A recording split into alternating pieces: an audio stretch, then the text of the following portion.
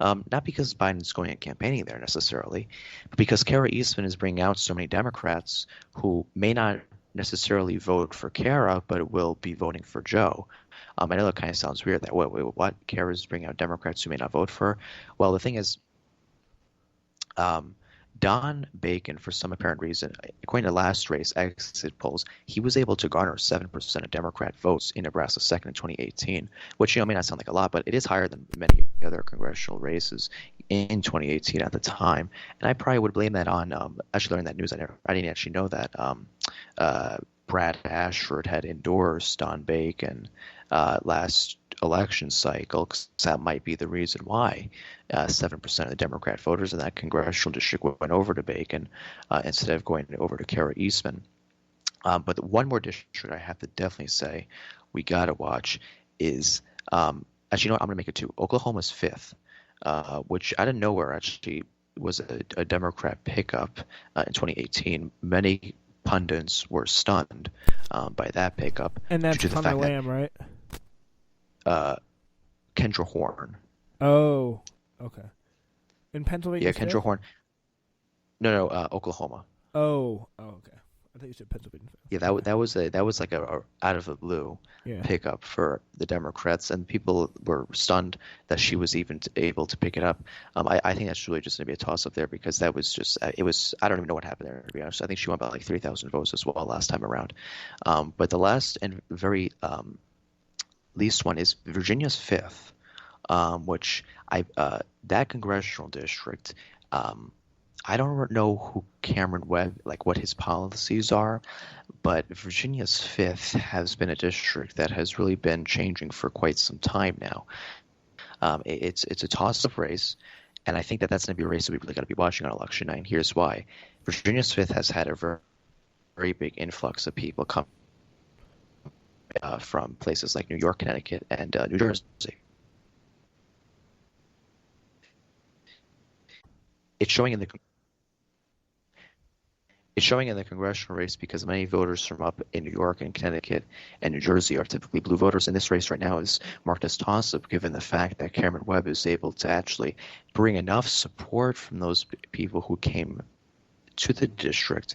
And as well, looking at the people who even live there, Bob Good, who I don't believe is the incumbent. I just have to make sure and check him.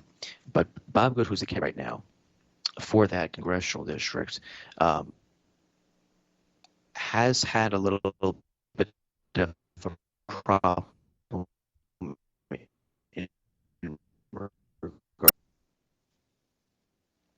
Yeah, I think Cameron Webb as well in this congressional district is going to have a big influence on the overall balance of Congress in this coming term if he's able to win, because not only will Virginia have gone pretty much massive swing to the Democrats from 2018, given the fact they believe there were two or three pickups in this state.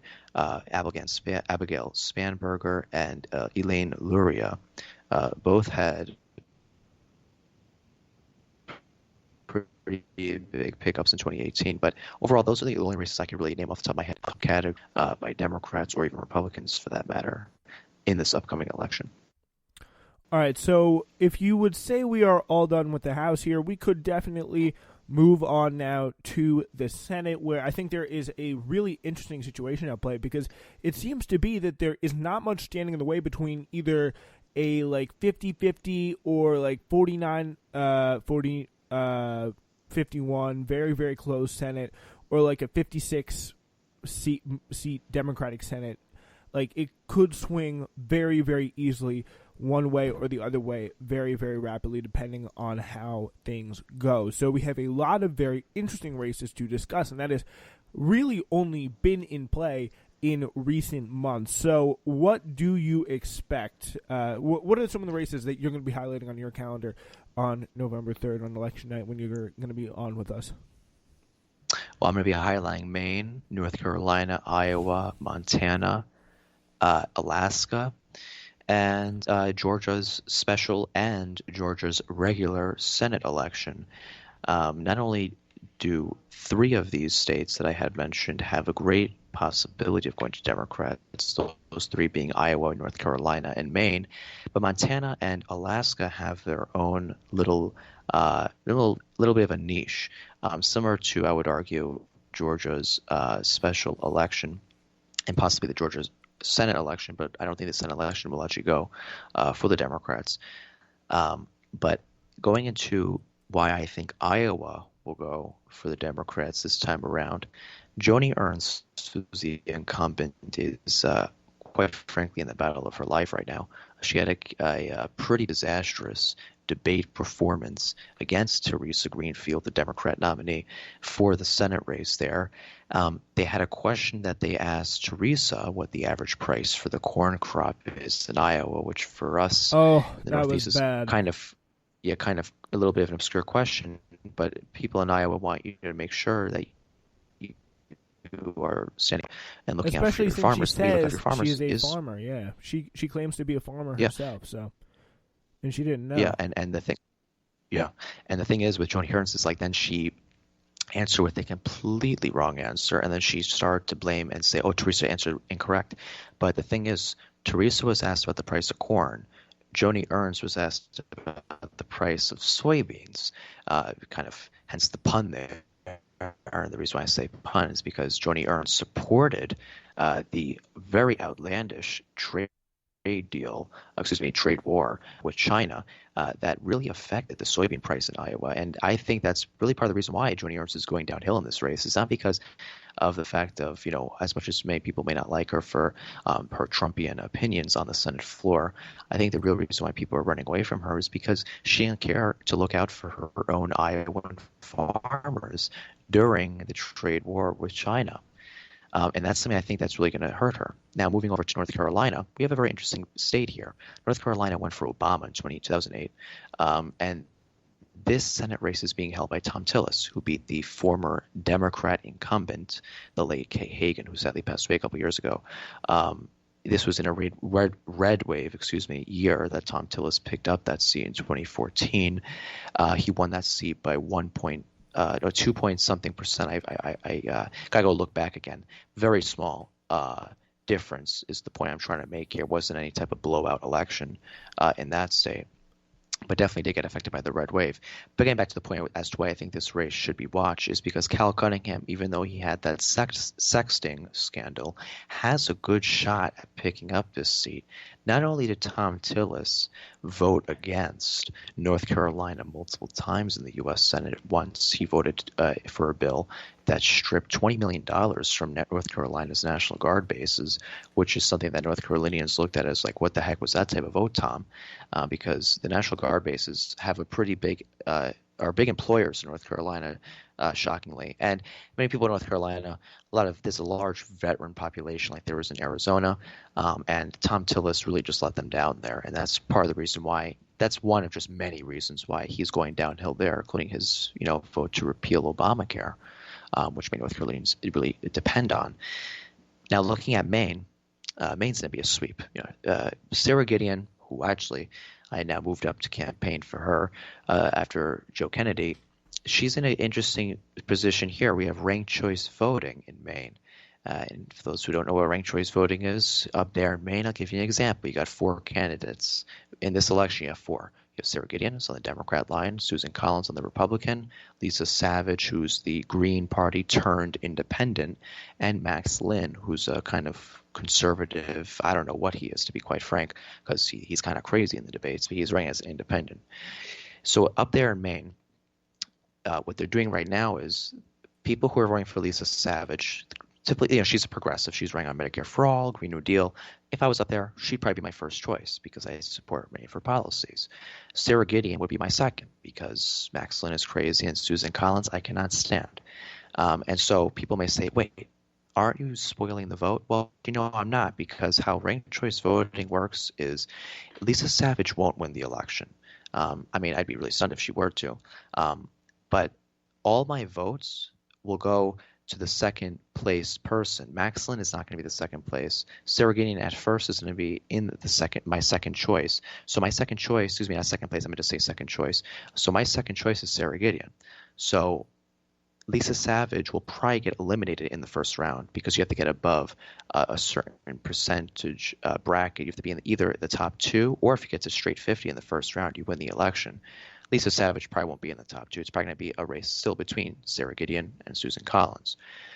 But so when Lisa Savage is eliminated, my second choice, as I checked for Sarah Gideon, that vote goes to Sarah Gideon.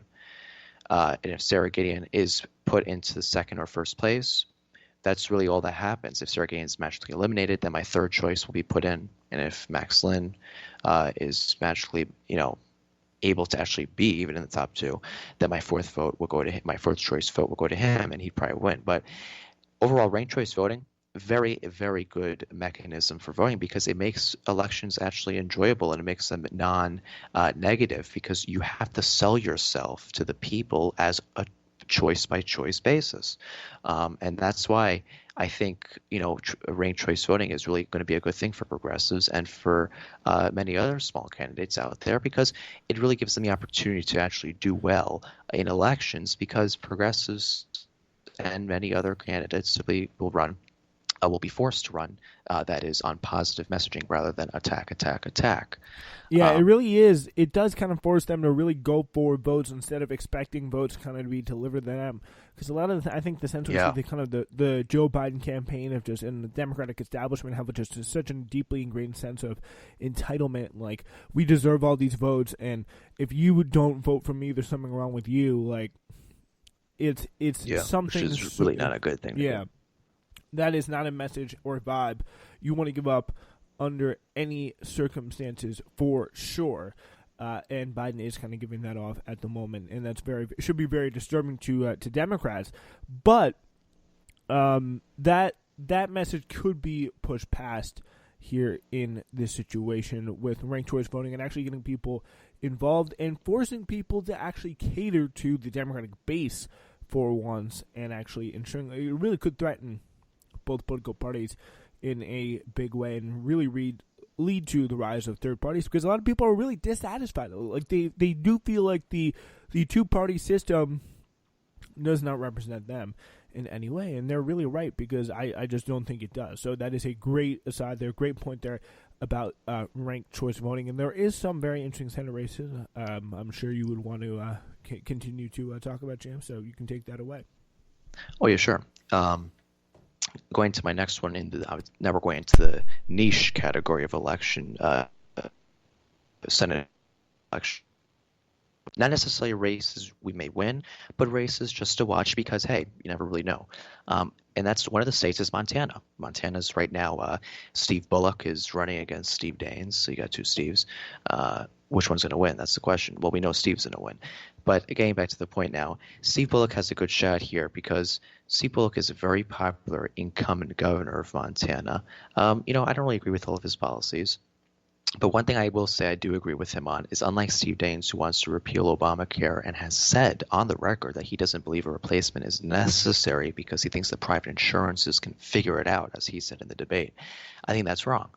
And a public option is something that it's not my first choice, but at the same time, I'd rather have that implemented than someone like Steve Daines who thinks the private insurance should just figure it out. But in regards to the Senate race, Montana right now, I'm going to give you a little bit of a backstory to Montana actually first, because Montana actually has one Democrat already representing them in the Senate, John Tester. He won his Senate race 2 years ago in 2018 against Trump-backed, relatively popular Republican candidate, Matt Rosendale. He beat him by, I believe, like 6 points or 4 to 6 points there. So definitely wasn't a wipeout, but definitely was a little bit of a sweep into the basket. And overall, Steve Bullock, same thing. He won his election in 2016 when Trump sailed to a victory in that state by, I believe, double digits. Steve Bullock was able to win his governor race by 4% against Greg Gianforte, who's now running for governor again, against now the lieutenant governor, Mike Cooney.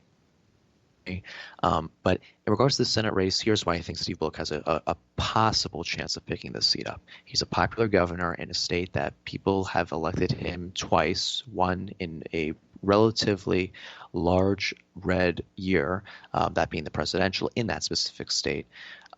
Two, Steve Bullock is running hard for this race. I mean, he's on the ground, he's fighting. Polls are showing he's gaining in the last couple weeks of this race. Now coming to the last couple days,